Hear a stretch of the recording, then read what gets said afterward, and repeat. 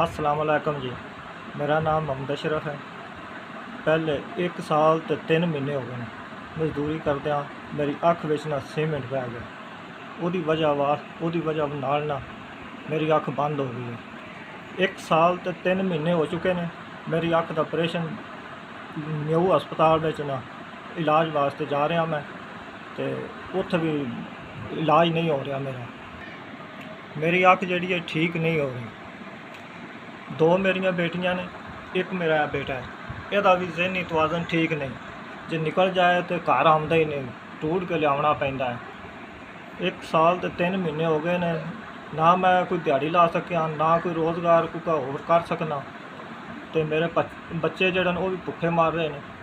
तो मैं अल्लाह की आस ते बैठे हाँ, कोई और मेरा आसरा नहीं। छोटे छोटे मेरे बच्चे।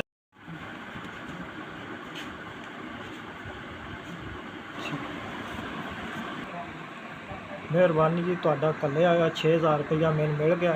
अल्लाह ताला चोखा दे जे। मैं 1 साल ते 3 महीने हो गए मजदूर था, तो तुहाडा 6000 रुपया मैनू मिल गया। तो वह मैं हुण बच्चों का कोई दाल रोटी ना लै आवांगा। मेहरबानी जनाब, बड़ी बड़ी तुहाडी मेहरबानी। अल्लाह ताला चोखा दे जे। अल्लाह ताला तुहानू इस कारोबार में इजाफा करें।